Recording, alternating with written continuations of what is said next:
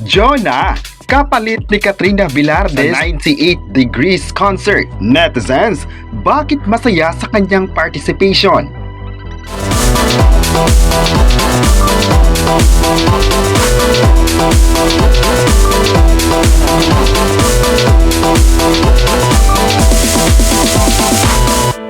Si Jonah ang ipinalit kay Katrina Velarde bilang isa sa guest performers kasama si Janine Tinioso sa 98 Degrees Live in Manila, ang two-night concert ng sikat na American vocal group na 98 Degrees. Tatanghal ang concert ng 98 Degrees sa Easy Mall of Asia Arena, Pasay City sa May 30 at 31, 2025.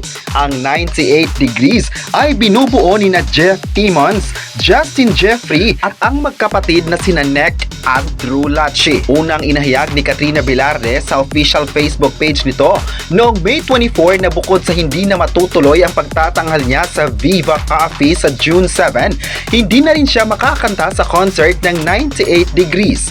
Mensahe ng singer, ang kanyang Viva Coffee gig on June 7 ay hindi na matutuloy dahil sa mga circumstances or dahil sa kanyang medical reasons. Hindi na rin siya makakanta sa 98 Degrees concert ngayong May 30 at 31. Humingi din siya ng pasensya at nagpapasalamat sa mga taong nakakaintindi rito. Pero ayon pa niya, okay lang naman siya. Naghihinayang ang mga tagahanga ni Katrina dahil nangangahulugan itong hindi na matutuloy ang inaasang pag-awit ni Katrina at ng 98 Degrees sa collaboration song nila na I Do or Cherished You.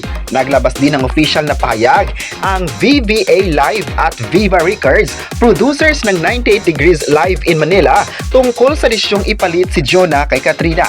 Nakasaad dito dahil inanunsyo na ni Miss Katrina Velarde sa kanyang social media accounts ang tungkol sa mga taong nakakaintindi na hindi na siya magiging parte ng participation bilang guest performer sa upcoming 98 Degrees Live in Manila concert ngayong May 30 at 31 sa Easy Mall of Asia Arena. Ipagpapatuloy daw ang pagdarasal sa madaliang paggaling ni Katrina Velarde. Excited na sila na i-anunsyo na si Jonah na ang papalit sa kanya sa upcoming 98 Degrees Live in Manila concert. At sana raw ay maiintindihan ito at magkikita ang lahat ng mga tao para sa nasabing concert. Dahil dito, marami na excited, lalong-lalo na ang tagahanga ni Jonah sa kanyang participation sa nasabing concert.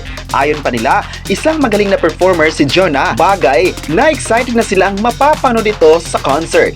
Ayon pa nila, ang Kapamilya singer ay napapanood din sa Kapamilya Network kung saan mapapanood siya sa sikat na variety show ng ABS-CBN na Asap Natin To. Kayo, ano ang masabi nyo?